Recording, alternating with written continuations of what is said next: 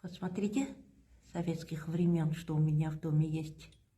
Да, папа покупал еще. Вот, тот современный испортился, а этот работает и работает. У кого еще в доме такое чудо есть?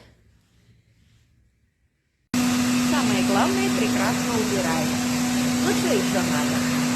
Работает. И все. Представляете?